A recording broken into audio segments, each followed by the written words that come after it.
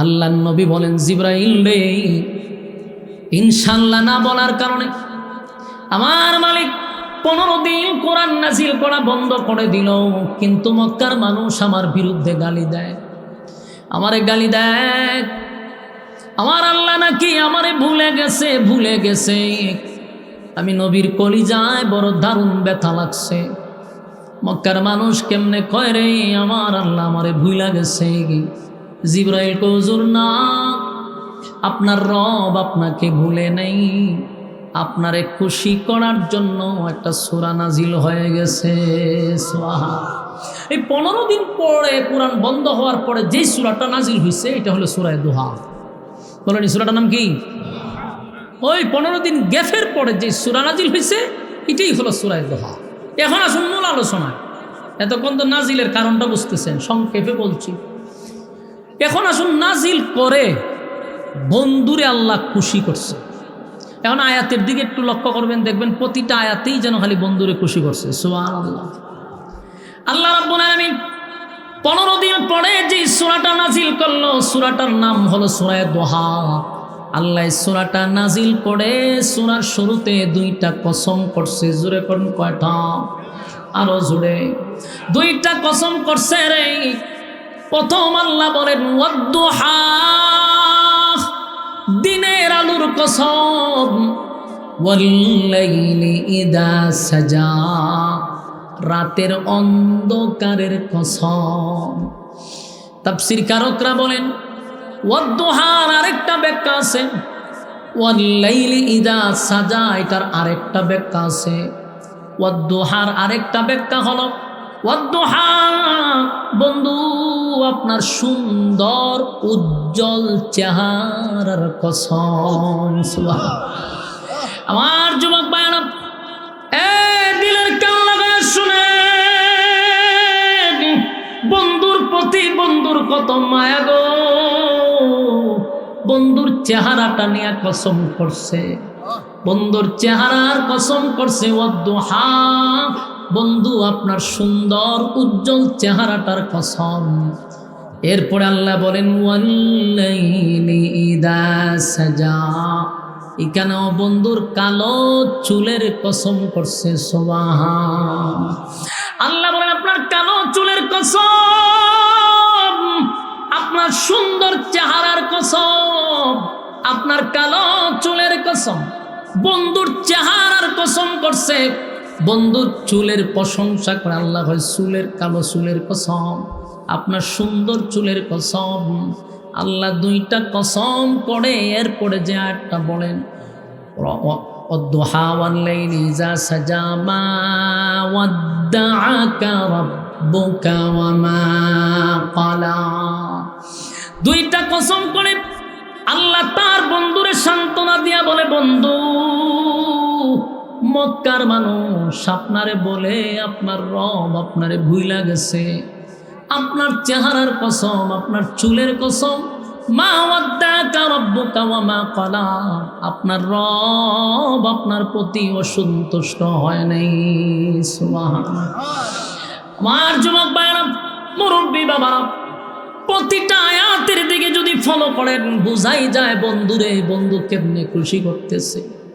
আপনার সুন্দর চেহারার কসম, কালো চুলের কসম, বন্ধু না না আমি আপনারে ভুলি নাই, আপনার প্রতি আমি অসন্তুষ্ট হই নাই। বন্ধু আপনাকে কি ভুলা যায়? না বন্ধু, আপনারে ভুলা যায় না। গোটা মক্কার মানুষ আমার নবীর বিরুদ্ধে অপপ্রচার করতে লাগলো। মক্কার মানুষ কয় মুহাম্মদের আল্লাহ মুহাম্মদকে ভুলে গেছে রে। আমার আল্লাহ কয় মা ওয়াদ্দাআকা রাব্বুকা ওয়া মা ক্বালা, আপনার রব আপনার প্রতি অসন্তুষ্ট হয় না, আপনার রব আপনার প্রতি খুশি খুশি, আপনার প্রতি বেজার হয় নাই। এরপরে আল্লাহ বলেন ওয়ালাল আখিরাতু খায়রুল লাকা মিনাল উলা। আল্লাহ পরে আয়াতে বলেন ওয়ালাল আখিরাতু খায়রুল লাকা মিনাল উলা, বন্ধু দুনিয়াতে আপনাকে যা দিছি সব হইল স্যাম্পল। কি বল? স্যাম্পল বুঝেননি? কথা হয় না? আপনারা আমার কথা বুঝেন? একটু হা হু না টা হইলে তো বুঝুন যে না কথা রিসিভ হইতেছে। যেইভাবে আপনারা নীরবতা পালন করতেছেন এতে বোঝা যায় আমার কথা আপনারা বিরক্ত। আমার যুবক ভাইরা, কথাগুলি দিলের কান লাগায় শুনেন। আমার আল্লাহ বলেন ওয়ালাল আখিরাতু খায়রুন লাকা মিনাল উলা। আপনাকে আমি যা দিলাম সবগুলো হলো স্যাম্পল, আর আপনার জন্য আমি যা রাখছি সেটা হলো পরকালে গোডাউন। সুবহান। যা দিছি কিছুই না। বন্ধুরে বন্ধু বুঝাইতেছে, বন্ধু দুনিয়ায় আপনারে কিছুই দেই নাই, পরকালে আপনার জন্য আমি বরাদ্দ রাখছি। যিনি দুনিয়ার মালিক সেই মালিক বলে দুনিয়া কিছুই না। দুনিয়া কিছুই না। আমার বন্ধুরে আমি দুনিয়া এবং পরকাল উভয় জাহানের বাদশা বানায়া দিছি। তবে দুনিয়ায় যা দিছি বন্ধুরে সব হইল স্যাম্পল, পরকালে বন্ধুর জন্য আমি রাখছি গোডাউন। বন্ধুরে আমি খুশি করব, খুশি করব। পরের আয়াতে বলেন ওয়ালা সাউফা ইউতিকা রাব্বুকা ফাতারদা। অচিরে আপনাকে আমি খুশি করব। যুবক ভাইরা, দেখেন প্রতিটা আয়াতে আয়াতে কিন্তু বন্ধুরে বন্ধু খুশি করতেছে, অভিমান যেন ভাঙাইতেছে। বন্ধুর মনে কষ্ট ছিল, 15 দিন কোরআন নাজিল না হওয়ার কারণে মক্কার মানুষ আমার নবীর নিয়া গালমন্দ করছে আর বলছেন মুহাম্মদের আল্লাহ মুহাম্মদকে ভুলে গেছে। আর আমার আল্লাহ কসম খাইরা হয় বন্ধু ভুলি নাই, ভুলব না, ভুলতে আপনাকে আমি পারি না। বন্ধু দুনিয়ায় যা দিছি এটা কিছুই না, পরকালে আপনার জন্য বেশি রাখছি। বন্ধু আপনারে আমি অচিরেই খুশি করব, অচিরেই খুশি করব। ওয়ালা সাউফা ইউতিকা রাব্বুকা ফাতারদা।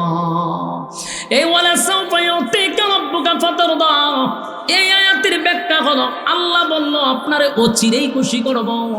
তাফসীরকারকরা বলেন আল্লাহ অচিরেই খুশি করবে কথা কেন বললেন? কারণ তখন আমার মালিক এই আয়াত দিয়া নবীরে ইঙ্গিত দিছে হয়তো বা পরবর্তী মক্কা বিজয়ের ইঙ্গিত। সুবহানাল্লাহ। এই জন্য আপনার আল্লাহ বলছে আপনাকে অচিরেই খুশি করব। ওয়ালা সাউফা ইউতিকা রাব্বুকা ফাতারদা। এটার ব্যাখ্যা করছে 3টা। হয় আল্লাহ পয়গম্বরকে ইঙ্গিত দিলেন, বন্ধুরে ইঙ্গিত দিয়া বুঝাইলেন পরবর্তী মক্কা বিজয় মক্কা আপনার হাতে দিব। 2 নাম্বার আরেকটা সুসংবাদ হতে পারে, আমার আল্লাহ তার বন্ধুকে 7 আসমানে উঠাইয়া সিদরাতুল মুনতাহা টপকাইয়া আর শাজিমে বন্ধুরে বন্ধুর দাওয়াত দিছে। জোরে জোরে করুন সুবহান। আমার যুবক ভাইরা, দুনিয়ার নেতা যদি দল করতে গিয়া দুনিয়ায় মায়ের খায় রে, মনে করেন বিএনপির যারা আছে, আওয়ামী লীগের সময় যারা মায়ের খাইছে, এখন বিএনপি ক্ষমতায় গেলে ওই মায়ের খাওয়িনা নেতাদের প্রমোশন বাড়বে না কমবে? আরো জোরে প্রমোশন বাড়ায়া দেয়। কেন বাড়ায়া দেয়? আমার দল করতে গিয়া মায়ের খাইছে, জায়গায় জায়গায় বাদাম খাইছে, এখন আমার দল ক্ষমতায় আইছে, আমি আমার নেতারে প্রমোশন বাড়ায়া দিলাম। শুধু প্রমোশন বাড়ায় না, বিভিন্ন দেশে ভ্রমণ করার সুযোগ করে দেয়। কথা দিবেন না? ভ্রমণ করার সুযোগ করে দেয় রাষ্ট্রীয় খরচে, এনজয় করার লেগে। কি জয়? আরো জুড়ে এনজয় করার জন্য নেতারারে পাঠায় ইউরোপে, পাঠায় সিঙ্গাপুরে, থাইল্যান্ডে। কত নেতা আছে এনজয় করতে গিয়া সাগরের পরে বোতল টানে আর হুরহুরি নাচায়। ঠিক না? ঠিক।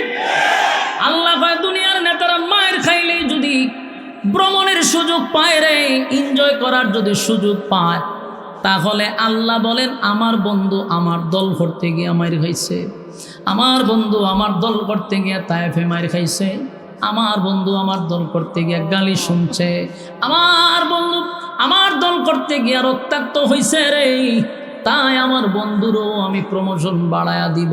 জোরে কোন সুবহান। মেরাজের রজনীতে বাইতুল্লাহ থেকে বাইতুল মুকাদ্দাস নিয়ে গেল, সেখানে নেওয়ার পরে বন্ধুর প্রমোশনটা কিভাবে বাড়াইছে? আদম থেকে নিয়ে ঈসা রুহুল্লাহ পর্যন্ত যত নবী রাসূল দুনিয়ায় আল্লাহ পাঠাইছিল, সব নবীদেরকে আল্লাহ বাইতুল মুকাদ্দাসে এক করছে, সব বাইরে দাওয়াত দেনিস। আল্লাহ সবাই মসজিদের ভিতরে ঢুকাইয়া সব নবী রাসূলদেরকে মুসল্লি বানাইয়া আমার নবীর আল্লাহ ইমাম বানায়া দিছে। সেদিন থেকে আমার নবীর উপাধি হলো ইমামুল মুরসালিন। সুবহানাল্লাহ। আল্লাহ কয় আমার বন্ধুর প্রমোশন বানায়া দিছি গো, বন্ধুর প্রমোশন আমি বানায়া দিছি। বাইতুল মুকাদ্দাসের ইমাম বানাইয়া সব নবীদের ইমাম বানায়া দিছে। সব নবী রাসূলগণের ইমাম বানানোর পরে আল্লাহ সেখান থেকে স্পেশাল প্রাইভেট কার দিয়া 1 নাম্বার আসমান গেল, 2 নম্বরে গেল, সব ফেরেশতাদের সঙ্গে কথা হইল, দেখা হইল, সাক্ষাৎ হইল। এরপরে 7 আসমানে গেল, সেখান থেকে সিদরাতুল মুনতাহায় গেল। সেখানে যাওয়ার পরে জিবরাইল কয় হুজুর এতক্ষণ আপনার সফর সঙ্গী ছিলাম, বন্ধু আপনার জন্য দাওয়াত দিছে, বন্ধুরে দাওয়াত দিছে, আমার সফর সঙ্গী হিসাবে আপনার সঙ্গে রাখছে। কিন্তু এখন যে গাড়ি আপনাকে নিতে আসবে পয়গম্বর, সেই গাড়ির টিকিট শুধু একটা, আপনি ছাড়া আমার টিকিট দেয় নাই। সুবহানাল্লাহ। আপনাকে শুধু টিকিট দেওয়া হয়েছে। আমার হাবিবে কিবরিয়া সেখান থেকে আরেকটা প্রাইভেট কার, রফরফ নামক প্রাইভেট কার দিয়ে আল্লাহ সোজা বন্ধুরে আরশে আজিমে নিয়ে গেছে। জোরে কোন সুবহান। বন্ধুর পাশে বন্ধুরে বসাইয়া বন্ধু মন মতো দেখছে রে, মন মতো বইরা দেখছে।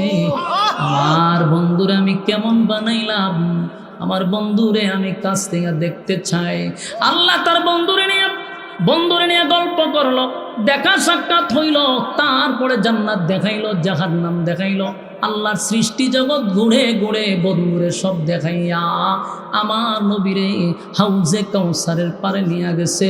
নিয়া হয় বন্ধু এই হাউজে কাউসার দুনিয়ায় থাকতে আপনার আমি গিফট করছিলাম, সশরীরে আজকে দেখায়া দিলাম। আমার যুবক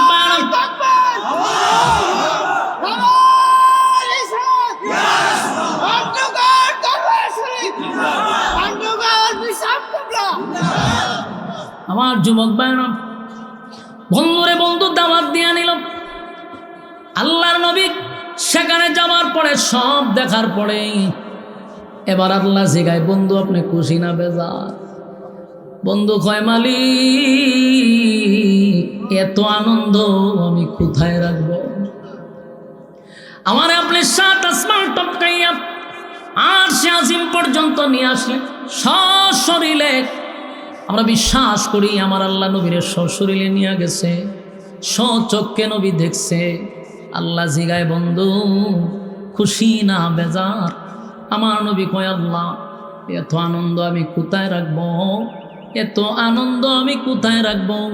আমি 7 আসমানে আইসা আরশে আজিম ভ্রমণ করলাম, জান্নাত জাহান্নাম দেখলাম, আমারে আপনি গিফট করছেন হাউজে কাউসার সেটাও দেখলাম। কিন্তু মনে একটা কষ্ট লইয়া যাই। কষ্টটা হলো আমার গুনাহগার উম্মতরা তো কোনোদিন মেরাজ করতে পারবে না।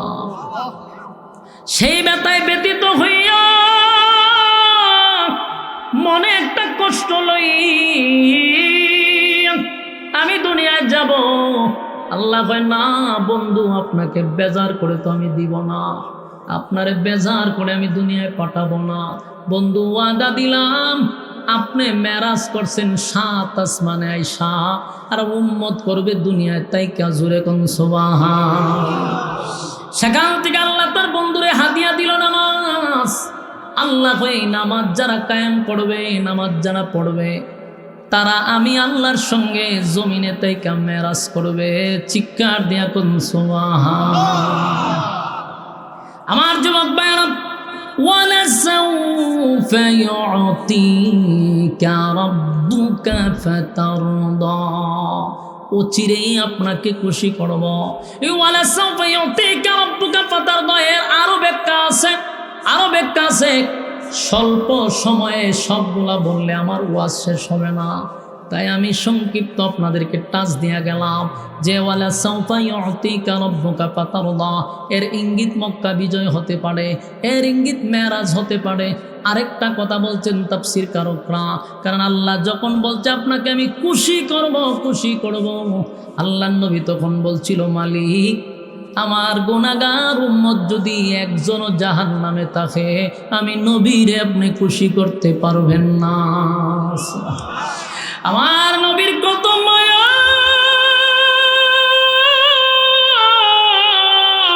নবীর কত মায়া। জান্নাতে গিয়াও বন্ধু উম্মত বলে নাই, আরশে আজিমে গিয়াও উম্মত বলে নাই, কিয়ামতের মাঠে তখন নবী উম্মত বলবে না। আদম থেকে নিয়ে সব নবীরা যখন বলবে ইয়া রাব্বি নফসি, আমার নবী বলবে ইয়া রাব্বি উম্মতি। জুরে কোন সুবহান। আল্লাহ ডাক দিয়া বলে বন্ধু আপনাকে আমি খুশি করব, খুশি করব, খুশি করব। বন্ধু হয় না, খুশি করতে পারবেন না যতক্ষণ না পর্যন্ত আমার গুনাহগার উম্মত জাহান্নামে থাকবে, আমি নবী খুশি হব না। আল্লাহ তখন ঘোষণা দেয় বন্ধু আজকে হাসরের মাঠে সুপারিশের একমাত্র মালিকানা আপনারে দিলাম। আমার যুবক ভাইরা, ওয়ালা সাউফা ইউতিকা রাব্বুকা ফাতারদা, এই আয়াতের অনেকগুলো ব্যাখ্যা। এবারে শুন, আল্লাহ বলেন বন্ধু ওয়াদ্দুহা আপনার সুন্দর চেহারার কসম, ওয়াল্লাইলি ইযা সাজা আপনার কালো চুলের কসম, মা ওয়াদ্দাকা রাব্বুকা ওয়া মা ক্বালা আপনার রব আপনারে ভুলে নাই, আপনার রব অসন্তুষ্ট হয় নাই। ওয়ালাল আখিরাতু খায়রুল লাকা মিনাল উলা আপনাকে যা দিছি এর থেকে বেশি পরকালে আপনার জন্য রিজার্ভ রাখছি। ওয়ালা সাউফা ইউতিকা রাব্বুকা ফাতারদা অচিরে আপনাকে আমি খুশি করব। আমার যুবক ভাইরা, এরপরে আল্লাহ রাব্বুল আলামিন বলেন আলাম ইয়াজিদকা ইয়াতীমান ফাআওয়া, এই আয়াত আল্লাহ বলেন বন্ধু আপনি কি এতিম ছিলেন না? এই জায়গাটাতে আপনাদেরকে একটু বুঝায়া না দিলে বুঝবেন না।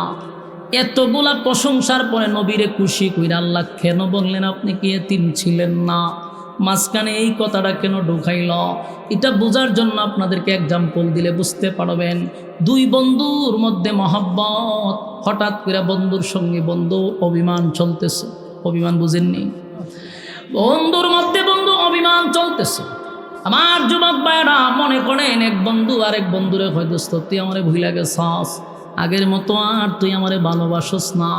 তখন ওই বন্ধু এই বন্ধুরে খুশি করার জন্য অতীতের কিছু কথা তারে তুইলা ধরে।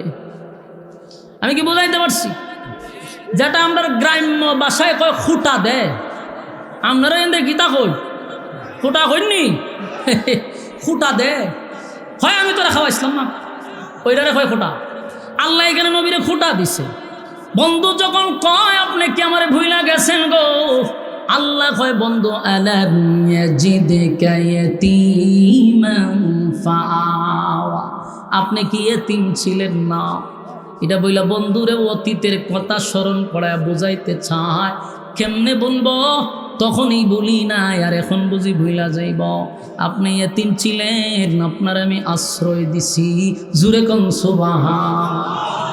দুই বন্ধুর মাঝখানে যদি অভিমান হয় তখন দেখবেন এক বন্ধু আরেক বন্ধুরে কয় বেটা তুই কেমনে কইলে আমি তোরে ভুইলা গেছি, তুই ব্যবসাত মায়ের খাইছ, তোর 1 লাখ টাকা দিয়ে আমি তোর সাহায্য করছি, তুই মোটর সাইকেল লিয়ে ফেরে আসুকে খালের মধ্যে এখান থেকে তোর উড়াই আনছি, তোর মোটর সাইকেলের তেল আসিন না, আমি তোর টাকা দিয়ে তেল বইরা দিছি, তুই নাস্তা খাইবা তোর পকেটে টাকা নাই, আমি দিয়ে তোর নাস্তা করাইছি, বেটা ভুইলা গেছ জানি। ঠিক না ঠিক? আর যদি মাঝে মধ্যে জামাইয়ের বউর মধ্যে আবার একটা অভিমান হয়, ঠিক না ঠিক? এটা একটু মারাত্মক। এটাই মাঝে মধ্যে গাল ফুলাই রাখে। তখন কয় তোমার বড় সংসার করে আমার জীবনটার ঘাম শেষ। এটা একটা কমন ডায়লগ মেয়েদের, ঠিক না ঠিক? এখানে কমন ডায়লগ। এই ডায়লগটা প্রত্যেকটা মহিলার যেমন আল্লাহ প্রদত্ত শিখাই দিয়েছে। কিছুই লোক হয় সংসারটা, তাই আমার জিন্দগিটা শেষ। তখন হয় আপনি তো আগের মতো আমাকে ভালোবাসেন না, আপনার লক্ষণ টক্ষণ খারাপ। তখন জামাই পিছনের কথা তুলে, এ বউ তোমার যদি ভালোই না বাসতাম তো 20,000 টাকা তাতে শাড়ি কিনা দিলাম। তোমার কিছুদিন আগেও আমি স্বর্ণের দাম বাড়ছে, এর উপরে স্বর্ণ কিনা দিছি। তোমার মা বাবাইছে আমি বাজার থেকে ইলিশ মাছ লই আইছি, ফার্ম নাই না দেশি মুরগ আনছি। তো ভালোবাসলাম না কেমনে? ওই অতীতের কথা শোনায় শোনায় একটু আনন্দ দেয়, ঠিক না বেটি? এটা কই অভিমান ভাঙানো। আল্লাহ বন্ধুর অভিমান ভাঙাইতেছে। কি চমৎকার সূরা দুহা। আল্লাহ রাব্বুল আলামিন বলেন, আলাম ইয়াজিদকা ইয়াতীমান ফাআওয়া। আপনি কি এতিম ছিলেন না বন্ধু? আমি কি আশ্রয় দেই নাই? আপনি ছোটবেলায় এতিম ছিলেন, আমি আপনাকে আশ্রয় দিয়েছি। আলাম ইয়াজিদকা ইয়াতীমান ফাআওয়া। বন্ধু আপনি কি এতিম ছিলেন না? আমি আল্লাহ কি আপনাকে আশ্রয় দেই নাই? সুবহানাল্লাহ। এরপর আল্লাহ বলেন, ওয়াজাদাকা দাল্লান ফাহাদা। আল্লাহ বলেন, ওয়াজাদাকা দাল্লান ফাহাদা। বন্ধু আপনি কি পথ হারা অবস্থায় ছিলেন না? আমি আল্লাহ কি আপনার পথ দেখায়া দেই নাই? এটার ব্যাখ্যা হলো, যেই ছেলেটার মনে করেন বাবা নাই, মা নাই, দাদা নাই, দাদি নাই, আত্মীয় স্বজন নাই, এই ছেলেটা প্রতিষ্ঠিত হতে পারে না। এটা টুকাই হয়, অনাথ হয়, লেখাপড়া করে না। কথাক্ষণ ঠিক নেই। আল্লাহ কয়, আপনি যেই জায়গায় ছিলেন, আপনার মা নাই, বাবা নাই, দাদা নাই, দাদি নাই, কেউ নাই গো নবী। ওয়াজাদাকা দাল্লান ফাহাদা। আপনি পথ হারা অবস্থায় ছিলেন, আমি আল্লাহ আপনাকে পথ দেখায়া দিছি। জুরে কোন সুবহান। ওয়াজাদাকা আইলান ফাআগনা। আল্লাহ এখন কয়, আপনি কি গরিব ছিলেন না? আমি কি আপনাকে ধনী বানায়া দেইনি? সুবহানাল্লাহ। দেখেন তো কথা মিল আসেনি? ওই অতীতের কথা কয় এখন, ঠিক না বেটি? ওই যা আগে আগে দিছে সব আল্লাহ তুলে ধরতেছে। আপনি গরিব ছিলেন, আমি আপনাকে ধনী বানায়া দিছি। এতিম ছিলেন, আমি আশ্রয় দিছি, আপনারে পথ দেখায়া দিছি। সব বলার উদ্দেশ্য হইল, বন্ধু আপনি যা ভাবতেছেন আপনাকে ভুলি নাই। ওয়াজাদাকা আইলান ফাগনা। এই আয়াতের অর্থ হলো, আপনি কি নিঃস্ব ছিলেন না, গরিব ছিলেন না? আমি আল্লাহ আপনাকে ধনী বানায়া দিছি। এখান থেকে আরেকটা কথা আমাদের শেখা দরকার, জানা দরকার। নবী শুধু গরিব ছিলেন না, নবীরে আল্লাহ ধনীও বানাইছে। কথা কয় না? খালি আপনি আগের ফিসটা পড়বেন, পরের ফিসটা পড়বেন না।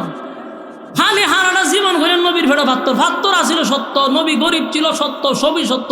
আল্লাহ ভাই আপনারা ধনীও বানাইছে। কথা কন। তা আপনারা গরিব কইতে কইতে ইসলামটার এই জায়গা নিয়েছেন কা? আমাদের দেশে এমন একটা অবস্থা, সব কথা বলতেও পারি না, আপনারা আবার রাগ হইতে পারেন, কিন্তু কোরআনের কথা তো আমার বলতেই হবে। আমাদের দেশের অনেক মৌলবীরা এক ওয়াজ পাইছে, নবী গরিব নেবর বেড়া ভাত্তর। এই বেড়া, নবীর বেড়া তো খালি ভাত্তরিতে আল্লাহ না বুঝে নবীর ধনী বানাইছে, তুই ধনীর কথা কস না কা? আমরা গরিব কইতে কইতে ইসলামটার একেবারে নিচে নামাইয়া দিছি। 2025 সালে আইসা কোন আলেম যদি আজকে রাষ্ট্রীয়ভাবে ক্ষমতায় যেতে চায়, কোন আলেম যদি রাজনীতি করতে চায়, এই সুশীলরা বলে হুজুররা থাকবো খানকায়, হুজুররা থাকবো মসজিদে, হুজুররা থাকবো মাদ্রাসায়, হুজুর থাকবো জানাজার মাঠও, মিলাদের ময়দানও, হুজুর কেড়ে রাজনীতির মাঠও। হয়নি? ফির সব থাকবো শুধু খানকা, ফির সব কেড়ে রাজনীতি করতো, ঠিক না বেটি? এই যে কয়, এটা এরার দোষ না, দোষ আমাদের মতো কাঠমৌলবীদের দোষ। কারণ কাঠমৌলবীরা এই কথা মানুষকে শোনায় নাই যে আমার নবী শুধু নবী ছিলেন না, আল্লাহ ওনাকে দেশের রাষ্ট্রনায়ক বানাইছিল। আমার নবী দেশের প্রেসিডেন্ট ছিল। শুধু নবী প্রেসিডেন্ট নয়, Abu Bakr president, Umar president, Ali president, Usman president ছিল দেশের, ঠিক কিনা? দেশের প্রেসিডেন্ট ছিল।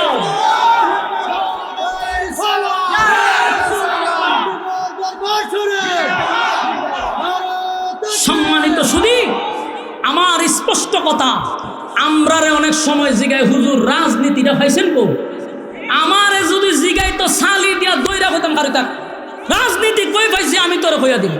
আমি নবীর সুন্নাত থেকে তোরে বলে দিব, কোরআন থেকে বলে দিব। কিন্তু প্রশ্ন হলো এরপরের কথা, তোমারে যদি জিজ্ঞাসা জিজ্ঞাসা করি তুমি রাজনীতি পাইছো, তুমি কি উত্তর দিবা সান্ধু? আমি তো বলতে পারবো ডুবাইছে নাকি। শেষ করি, শেষ। এখন আমার কথা আপনারা কি বিরক্ত হইতেছেন? আপনাদের জানানোর দরকার, এটা একটা হক্কানি পীরের দরবার, সেখান থেকে হক কথা বলা দরকার। বলুন আমরা রাজনীতি কোথার থেকে শিখছি? স্বয়ং রাসূলুল্লাহর কাছ থেকে শিখছি। জোরে বলেন কোথার থেকে? আমার রাসূল দেশের প্রেসিডেন্ট ছিল, এটা অনেক উম্মতরা জানেই না, সেটা জানায়া দিতে হবে। দেশ পরিচালনা করছে পয়গম্বর। শুধু তসবিহ হাতে রাখলেই চলবে না, শুধু পাগড়ি মাথায় দিলে চলবে না, মাঝে মধ্যে ইসলামের জন্য যা করা দরকার তা করতে হবে। এই ময়দান থেকে স্পষ্ট একটা বার্তা দিয়ে যায়, বাংলাদেশের হক্কানি সব আলেম পীর মাশায়েখরা আমরা এক কাতারে আসতে চাই, না হয় অস্তিত্ব থাকবে না। প্রত্যেকবার আমরা টিস্যুর মতো ব্যবহার হই। আমরা যদি এক হয়ে যাই, কসম খোদার বাংলাদেশ আলেমদের উপরে কথা বলার সাহস কেউ পাবে না।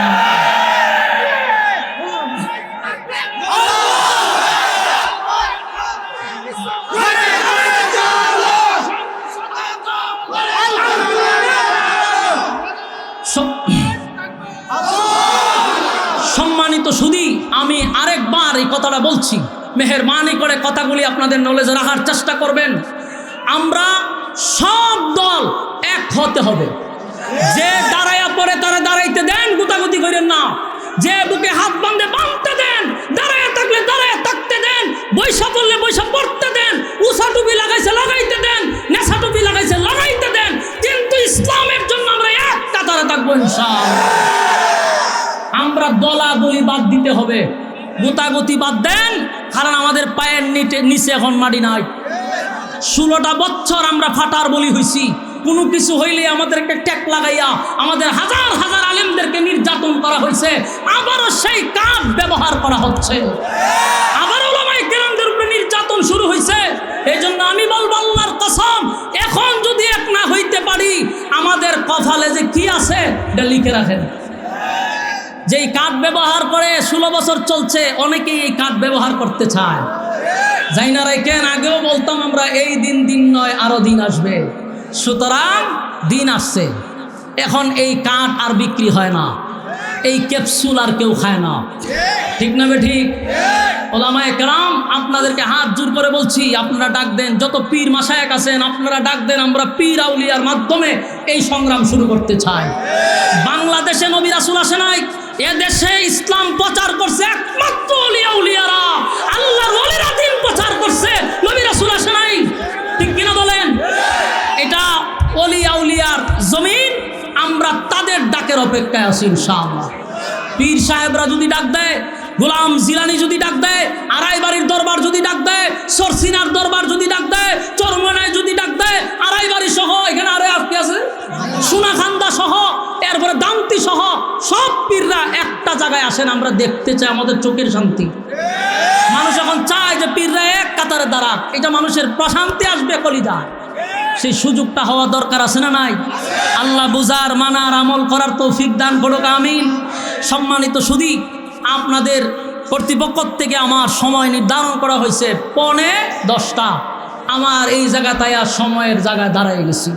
এরপরে আপনাদের এখানে বড় বড় উলামায়ে কেরাম আছে, বিশেষ করে মোস্তাক ফৈজি সাহেব সহ, কামরুল ইসলাম সাইদ আনসারি সাহেব সহ, আমাদের আড়াইবাড়ির পীর সাহেব সহ এখানে উলামায়ে কেরাম আছে।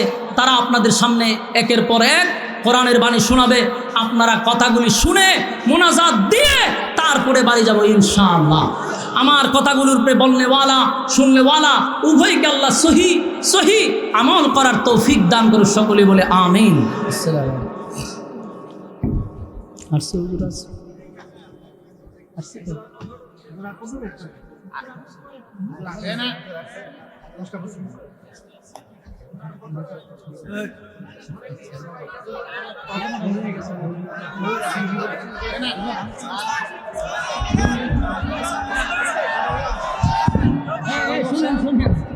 শুনেন, আমি বলি আপনাদের আকাঙ্ক্ষিত বক্তা মুস্তাক ফৈজি বিশ্বর আয়াবত সোহেব আহমদ আশরাফি হুজুর আহারে সারা রাত ওয়াজের মধ্যে শুনতেন। এরপর তো যেহেতু সারা রাত মাহফিল না, এই হিসাবে সোহেব আহমদ আনসারী হুজুর অতি সহজে বিদায় নিয়ে গেছেন। ওনারা কিন্তু আজকে রাত্রে আপনারা সারা কোন ইচ্ছা ছিলেন আমাদের মুস্তাফা ফয়জী বিশ্ববিদ্যালয়ের জন্য সাধারণ একটা স্লোগান নেই নারায়ে তাকবীর আল্লাহু আকবার নারায়ে তাকবীর আল্লাহু আকবার মুস্তাফা ফয়জী বিশ্ববিদ্যালয়ের আল্লাহ তাআলা মুস্তাফা ফয়জী বিশ্ববিদ্যালয়ের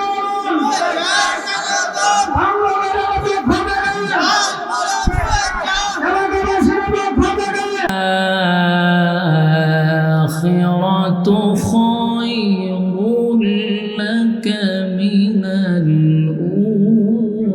الأولى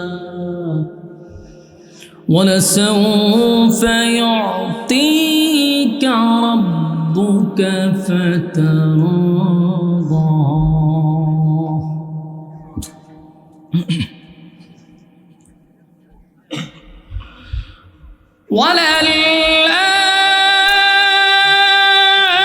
وللآخرة خير لك من الأولى ولسوف يعطيك ربك فترضى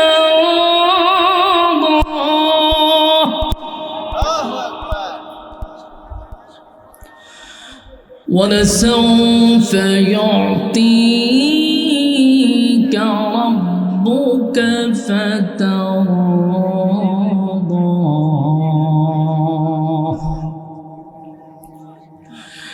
ألم يجدك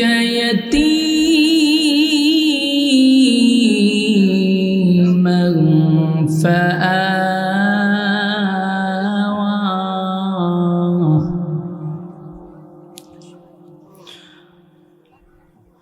ووجدك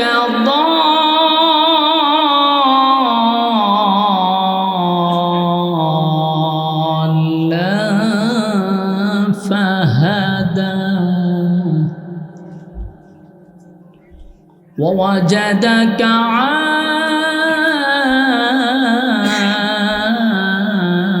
عائلا فأغنى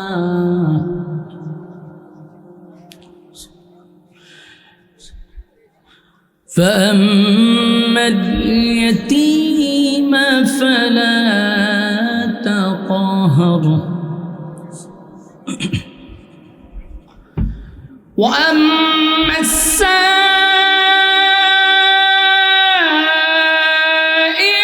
فلا تنهر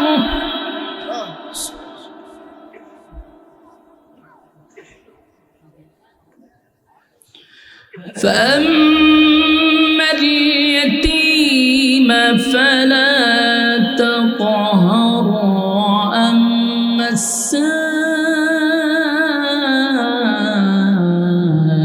السائل فلا تنهر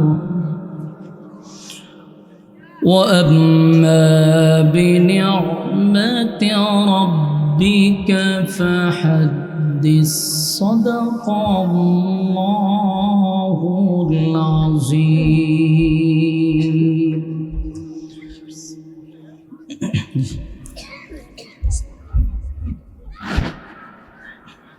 اللهم صل على محمد وعلى آل محمد كما صليت على إبراهيم وعلى آل إبراهيم إنك حميد مجيد اللهم بارك على محمد وعلى آل محمد كما باركت على إبراهيم وعلى آل إبراهيم إنك حميد مجيد الحمد لله ঐতিহ্যবাহী পাণ্ডগড় দরবার শরীফের পীরে কামেল মরহুম শাহ সুফি আলহাজ হজরত মৌলানা মোহাম্মদ আব্দুল কাদের পীর সাহেব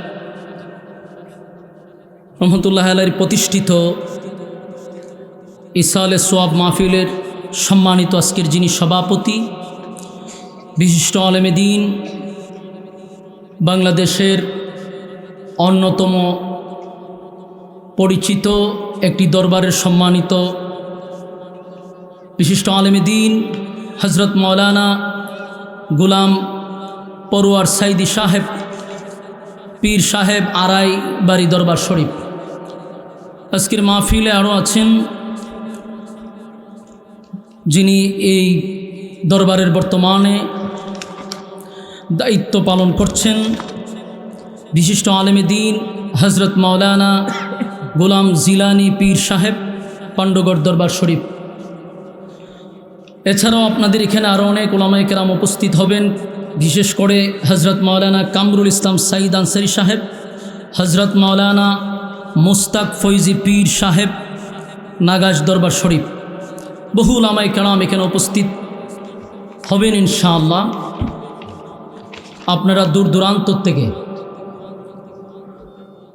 আপনারা এই দরবার শরীফে আসছেন, আরামের বিছানা ছেড়ে নরমাল বিছানাতে বসছেন। এই দরবারের প্রতি মহব্বত নিয়ে প্রচণ্ড ঠান্ডার মধ্যে দুনিয়ার সমস্ত ব্যস্ততাকে পিছনে রেখে আপনারা এই মুবারক মজলিসে বসছেন, খুশি না বেজার? শুকরিয়া আদায় করছি আলহামদুলিল্লাহ। লক্ষ কোটি দুরুদ এবং সালাম আল্লাহর সৃষ্টির প্রধান আকর্ষণ জনাবে মুহাম্মদুর রাসূলুল্লাহ সাল্লাল্লাহু আলাইহি ওয়াসাল্লামের উপর। সম্মানিত সুধী, সময় কিন্তু খুব কম, এজন্য খুব তাড়াহুড়া করছি, অল্প সময়ের ভিতরে আলোচনা শেষ করতে হবে। আপনাদের এই মাহফিলটা সারা রাত হতো, কিন্তু বিভিন্ন বাধার কারণে প্রশাসনিক বিভিন্ন আইন মানতে গিয়ে মাহফিলটা সর্বোচ্চ 12টা পর্যন্ত সময় দেওয়া হয়েছে। কিন্তু এই দরবারের যে সমস্ত উলামায়ে কেরাম এখানে আসছে, যে সমস্ত উলামায়ে কেরামদের নাম পোস্টারে দেওয়া হয়েছে, এদেরকে এক পোস্টারে আনাটাও কিন্তু অনেক ব্যাপার স্যাপার। তো আলহামদুলিল্লাহ আপনাদের গোলাম জিলানি সাহেবের সম্পর্কের কারণে, মহব্বতের কারণে, এই দরবারের প্রতি একটা ভালোবাসার কারণে উলামায়ে কেরাম এখানে উপস্থিত হয়েছেন। বিশেষ করে আমি এখানে আসাটা খুব কষ্ট ছিল, কারণ আমার কথা ছিল রাতের 2টায়, আমি ওইভাবেই প্রোগ্রাম সাজাইছি, কিন্তু হঠাৎ করে খবর গেল যে 12টা পর্যন্ত। এখন আমি কি করি, আমার তো অন্যান্য প্রোগ্রাম শিডিউল দেওয়া। এরপরে চেষ্টা করলাম, আমাকে প্রথম এই দরবারে দাওয়াত দেওয়া হয়েছে, যতটুক পারা যায় এখানে যেভাবেই হোক আমার অ্যাটেন্ড করা দরকার। আলহামদুলিল্লাহ এরপরও আমি আপনাদের এখানে উপস্থিত হয়েছি যথাসময়। আপনারাও গুরুত্বের সাথে মৌমাছির মতো এখানে বসে আছেন। আমার পাশে আছেন আড়াইবাড়ি দরবার শরীফের পীর সাহেব। ইনশাআল্লাহ আমরা যারা রাস্তাঘাটে আছি বিনয়ের সাথে বলবো, অনর্থক সময়টুকু নষ্ট না করি, বেহুদা সময়টুকু নষ্ট না করি। গল্প আড্ডা রাস্তাঘাটে আমরা আগামীকালকে বেঁচে থাকলে করতে পারবো, ঠিক না? যদি বেঁচে থাকি তাহলে এই গল্প আড্ডা রাস্তাঘাটে আমরা করতে পারবো, কিন্তু বেঁচে থাকলেও এই মাহফিলটাতে বসার আর কোনো সুযোগ নেই। এজন্য বুদ্ধিমান যারা দুনিয়ার সমস্ত ব্যস্ততাকে পিছনে রেখে এই বরকতি মজলিসে বসে যাওয়াটাই হলো উত্তম।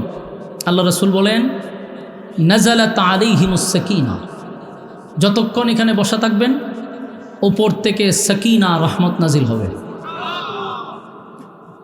এই জন্য আমরা বসে যাই। আপনাদের এই পাণ্ডগড়ের মানুষের কপাল কত ভালো, যেমন একটি দরবার আপনাদের এখানে থাকার কারণে এটা একটা হক্কানি দরবার, সব উলামায়ে কেরাম এখানে উপস্থিত থাকেন। আজকের এই মাহফিল এটা প্রমাণ করে আগামীর বাংলাদেশ উলামায়ে কেরামদের বাংলাদেশ, এটা প্রমাণ করছে। প্রত্যেকটা হক্কানি পীর যারা আছেন তাদের উচিত এরকম প্রত্যেকটা জায়গার থেকে, প্রত্যেক প্ল্যাটফর্ম থেকে আমাদের একত্রিত হওয়া দরকার। বিশেষ করে হক্কানি পীরগুলা, দরবারে তো বাংলাদেশে অভাব নাই। এই জন্য আমি বেশিরভাগ আমার বয়ান যারা শুনেন দেখছেন, আমি বেশিরভাগই পীর নিয়ে কথা বলি, কিন্তু হক্কানি পীরের বিরুদ্ধে আমরা কথা বলি না। অনেকরা আছেন যেমন খানকাতে পীর ময়দানে বীর, এমন পীর ঘরে ঘরে দরকার। যেমন আপনাদের গোলাম জিলানি সাহেব, উনি শুধু খানকাতেই বসে থাকে না, কোরআনের খেদমত নিয়ে সারা বাংলাদেশে উনি দাওয়াত দিয়ে যাচ্ছেন। কিন্তু আমাদের যে সিস্টেম হইল খান খা একটা উইলে পড়ে বাস গদ্দি নিয়ে বসে থাকা, আস্তে আস্তে ফ্যাট এত বড় হয় যে আর উনি বাড়িতে পারেন না।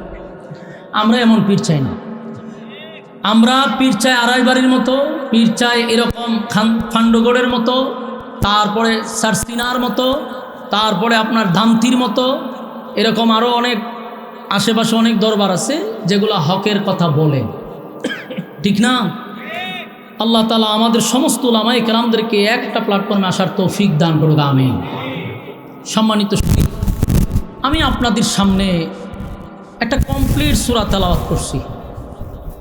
এই সূরাটি নাজিল হয়েছে মক্কাতুল মুকাররমায়। নাজিলের পিছনে কারণটা কি, কেন আল্লাহ নাজিল করলেন, পরবর্তীতে নাজিল করে রাসূলকে কি সান্ত্বনা দিলেন, এই বিষয়টা আমরা একটু জানার চেষ্টা করব ইনশাআল্লাহ। সূরা দুহা নাজিল হওয়ার পিছনে কারণ ছিল। এই সূরাটা মূলত নাজিল হওয়ার পিছনে মূল কারণ হলো আল্লাহ তার বন্ধুকে খুশি করা। প্রতিটা আয়াতে আয়াতে দেখবেন যে আল্লাহ তার বন্ধুকে খুশি করতেছে। প্রতিটা আয়াতে যেন তার বন্ধুর অভিমান ভাঙাইতেছে। মূলত এই সূরাটা নাজিল হয়েছে রাসূলকে খুশি করার জন্য। তাহলে কি ঘটছিল, কি ঘটনা ঘটার পরে আল্লাহ তার বন্ধুকে খুশি করছে, এই বিষয়টা আমরা একটু জানার চেষ্টা করি। অল্প সময়, আমরা কোনো ভূমিকা ছাড়াই আমি আলোচনায় ঢুকছি, মেহেরবানি করে বসে যান। মক্কাতুল মুকাররমায় রাসূল আরবি সাল্লাল্লাহু আলাইহি ওয়াসাল্লাম যখন কালেমার দাওয়াত দিতে লাগলো, তখন তিনটা দল ছিল। তারা তাদের ধর্ম প্রচার করত, দ্বিত্ববাদী, তিত্ববাদী, বহুবাদী। ইহুদি, খ্রিস্টান, মূর্তি পূজারী। ইহুদিদেরকে বলা হয় দ্বিত্ববাদী, তারা দুই খোদায় বিশ্বাসী। খ্রিস্টানদের বলা হয় তিত্ববাদী, তারা তিন খোদায় বিশ্বাসী। আর মূর্তি পূজারীদের খুদার কোনো অভাব নাই, এই জন্য এদেরকে বলা হয় বহুবাদী। খুদার শেষ নাই।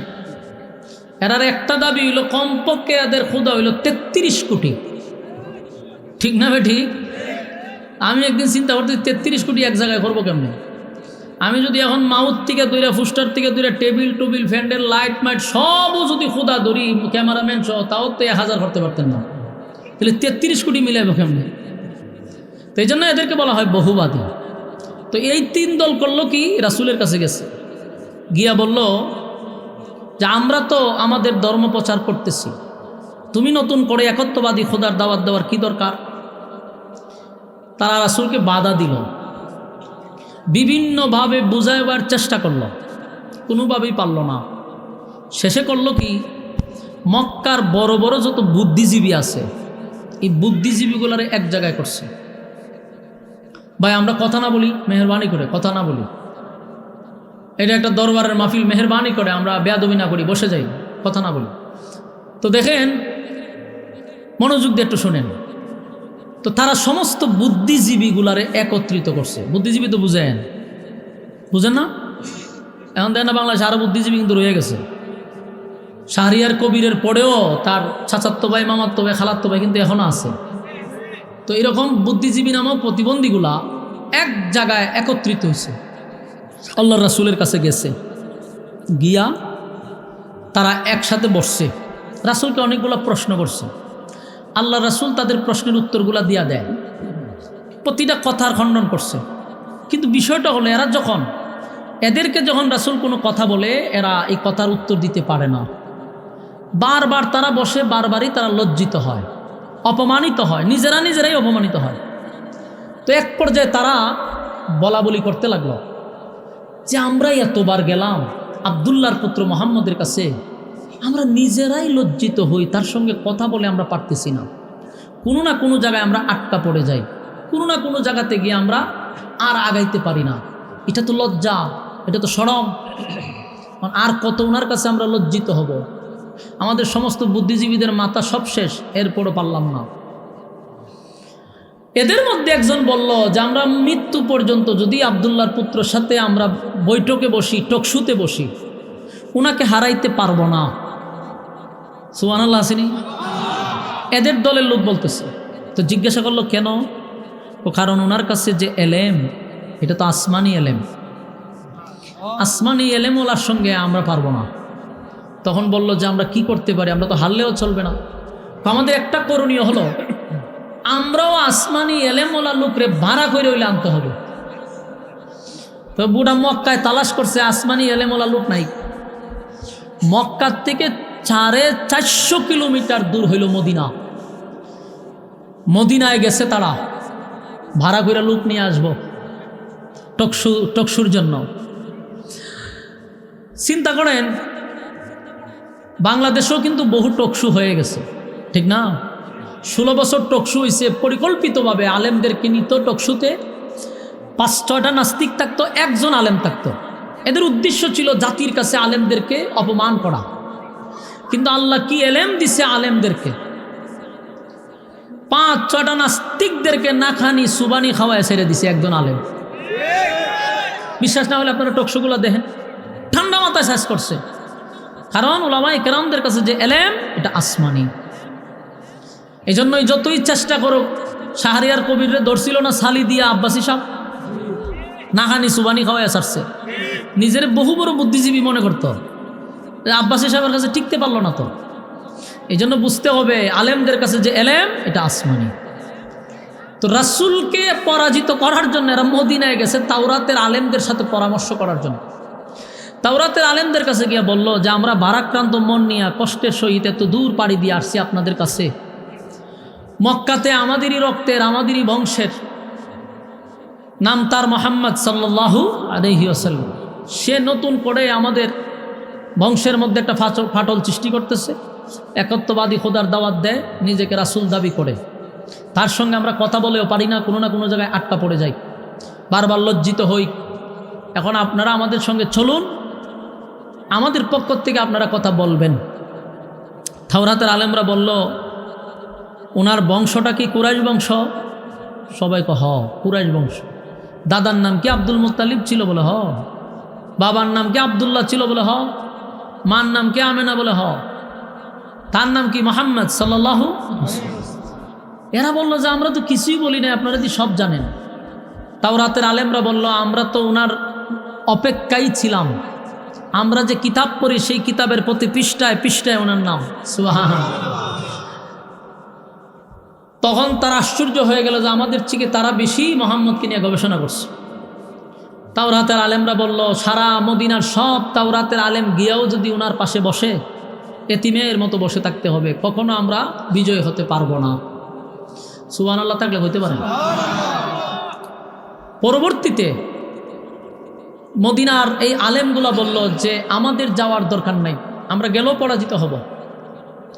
তোমরা 3টা প্রশ্ন ওনাকে জিজ্ঞাসা করবা, যদি উত্তর দিতে পারে চোখ বন্ধ করে কালেমা পড়ে ঈমান আনবা। কারণ এই 3 প্রশ্নের জবাব কোনো নবী রাসূল ছাড়া পৃথিবীর কেউ দিতে পারবে না। মক্কার মানুষ মনের মধ্যে অনেক কষ্ট পাইছে যে এত কষ্ট করে গেলাম কিন্তু লাভ হলো না। ভারাক্রান্ত মন নিয়ে মক্কায় আবার ফিরে আসছে। আয়েশা আল্লাহর রাসূলের সামনে গেছে, গিয়ে মিষ্টি মিষ্টি কথা বলা শুরু করছে। বলল, মুহাম্মদ, আমরা তো তোমারই বংশের, তুমি আমাদের ভাতিজা, তোমার আমরা মহব্বত করি, আমরা চাই তোমার সঙ্গে একত্রে থাকার, কিন্তু আমাদের কিছু প্রশ্ন আছে, যদি উত্তর দিতে পারো আমরা তোমার কালেমা পড়ে ঈমান আনব। আল্লাহ রাসূল বললেন, বলেন কি প্রশ্ন? তারা 3টা প্রশ্ন করছে। রাসূল বললেন, আগামীকালকে আসবেন, আমি বলে দেব। কারণ রাসূল নিজের থেকে কোনো কথা বলতেন না, আল্লাহ যা জানাইতেন নবী তা জানাইয়া দিতেন। তো এরা যে প্রশ্ন করছে, রাসূল তো মন গড়া বললে চলবে না, আল্লাহর পক্ষ থেকে আসবে, রাসূল বলে দিবে, এই অপেক্ষায়। কিন্তু গঠন হইল, পরের দিন এরা আসছে, কিন্তু রাসূল বললেন যে আজকে হবে না, আগামীকালকে। এর কারণ হলো জিবরাইল আসা বন্ধ। জিবরাইল সকালেও আসে না, বিকালেও না, সন্ধ্যায়ও না। রাসূল নিজেও চিন্তিত, ঘটনা কি? সকালে বিকালে জিবরাইল আসে না কেন? বন্ধ হয়ে গেল। কোরআন নাজিল হওয়া বন্ধ। 3 দিন, 4 দিন, 5 দিন। তাদের 3 প্রশ্নের জবাব যখন দিচ্ছে না, এই মক্কার মানুষটাই আবার রাসূলের বিরোধিতা শুরু করলো। গ্রামে গঞ্জে শহরে বন্দরে যেখানে পারে, দেখছ আমরা বলছিলাম মুহাম্মদ মৃত্যু, সে আমাদের 3 প্রশ্নের জবাব দিতে পারছে না। নাউজুবিল্লাহ। সমালোচনার ঝড় বসাইছে। এমনভাবে রাসূলকে গালিগালাজ করতে লাগলো, আল্লাহর রাসূল বারবার আসমানের দিকে তাকায়, ঘটনা কি রে, জিবরাইল আসে না কেন? মানুষ এক পর্যায়ে বলা বলি করতে লাগলো, মুহাম্মদ তোমার আল্লাহ কি তোমার ভুলে গেছে? নাউজুবিল্লাহ। আর নবীর একজন চাচি ছিল আবু লাহাবের বউ উম্মে জামিল। এই বিয়াদ্দব মহিলা রাসূলের কাছে এসে বলে যে মুহাম্মদ তোমার কাছে যে একজন শয়তান আসতো এখন আর আসে না? নাউজুবিল্লাহ। রাসূলের মনে অনেক কষ্ট, এত নিজের মানুষগুলো এইভাবে রাসূলকে আঘাত দিতেছে। আল্লাহর রাসূল অপেক্ষা করতেছে, 15 দিন হয়ে গেছে কিন্তু জিবরাইল আসে না। চতুর্দিক দিয়া মানুষ কালে হয় মুহাম্মদের আল্লাহ মুহাম্মদকে ভুলে গেছে। নবীজি কান্দে, আল্লাহ রাসূলের চোখের পানি যখন পড়া শুরু হয়েছে 15 দিন নবী কাঁদছে। তো একদিন তাকায়া দেখে জিবরাইল আসছে। সুবহানাল্লাহ। 15 দিন পরে, 15 দিন পর্যন্ত কোরআন নাজিল হয় নাই। আসছে 15 দিন পরে জিবরাইল। রাসূল একটু অভিমানের সুরে বলতেছে, জিবরাইল আজকে বুঝি তোমার আসার সময় হয়েছে, এতদিন আসলা না কেন? রাগ, অভিমান। জিবরাইল আলাইহিস সালাতু ওয়াস সালাম বললেন, হুজুর আমি তো আসতে চাই কিন্তু আল্লাহ আসতে দেয় না। আমি আসতে চাই কিন্তু মালিক আমারে আসতে দেয় না। নবীজি চোখের পানিগুলো ছেড়ে দিয়া বলে, তাহলে কি মক্কার মানুষের কথাই সত্য? আমার আল্লাহ কি আমারে ভুলে গেছে? জিবরাইল কয়, হুজুর আমার মালিক আপনাকে ভুলে নাই, কিন্তু আপনার মালিকের কাছে পছন্দ হয় নাই। 3 প্রশ্ন আপনারা জিজ্ঞাসা, আপনি বলছেন আগামীকালকে বলবেন। আল্লাহর কাছে এটা পছন্দ হয়েছে। আপনি মাঝখানে একটা শব্দ ছেড়ে দিছেন, শব্দটা হলো ইনশাআল্লাহ। ইনশাআল্লাহটা ছেড়ে দিছেন, এই জন্য আল্লাহ কোরআন নাজিল করা বন্ধ করে দিছে। আল্লাহর হাবিব প্রথম যখন তারা প্রশ্ন করলো, রাসূল বলছে আগামীকালকে বলে দিব, কিন্তু নবী মাঝখানে ইনশাআল্লাহ বলে নাই। কিন্তু এখানে একটা প্রশ্ন আছে, নবী না ওই একদিন বুইলা গেছে, এই জন্য কি 15 দিন বুইলা গেছে? কথা হয় না, 15 দিনে কি বলার কথা? বললেন ও একদিন বলছে, কিন্তু 15 দিন তো বলার কথা না। প্রতিদিনই গেছে, এর পরের দিন, এর পরের দিন। মূল কথা, আমাদের আহলে সুন্নাত ওয়াল জামাতের আকীদা হলো নবীরা ভুলে না, আল্লাহ ভুলায়া দেয়। আপনাদের আকীদা কি? নবীরা কি ভুলে? আল্লাহ ভুলায়া দেয়। ভুলে না, আল্লাহ ভুলায়া দেয়। কেন? নবী যদি ভুল না করে উম্মত শিখবে কোথার থেকে? শুধু উম্মতকে শিখানোর জন্য আল্লাহ নিজেই ভুল পড়ায়া দেয়। সুবহানাল্লাহ। আমার যুবক ভাইরা, একদিন না হয় নবীর ভুল হয়ে গেল যে ইনশাআল্লাহ বলতে নবী ভুলে গেছে, কিন্তু প্রতিদিন ইনশাআল্লাহ বলার কথা না। তারপরও কেন নবী বলল না? মূল কথা হলো উম্মতকে শিক্ষা দেওয়ার জন্য আমার আল্লাহ বন্ধুরে ভুলায়া দিছে। এটা হলো একটা কারণ। তাফসীর কারকরা বলেন শানে নজুল এখানেই শেষ না, আরো কারণ আছে। কোরআন বন্ধ হওয়ার পিছনে আরেকটা কারণ হলো, কোরআন যখন নাজিল হইতো রাসূলের শরীরের মধ্যে কম্পন সৃষ্টি হইতো, শরীরের প্রত্যেকটা পশম দিয়া ঘাম বাহির হয়ে যেত। বন্ধুরের রেস্টে রাখার জন্য, বন্ধুরের রিল্যাক্সে রাখার জন্য আল্লাহ কিছুদিনের জন্য কোরআন বন্ধ রাখছে। কথা বুঝতেছেন? এটা হলো বন্ধুর প্রতি বন্ধুর মায়া, যে আপনি একটু রেস্টে থাকেন, এখন একটু রিল্যাক্সে থাকেন। এটা আরেকটা কারণ। কিন্তু এবার আসুন, 15 দিন পরে জিবরাইল যখন আসছে,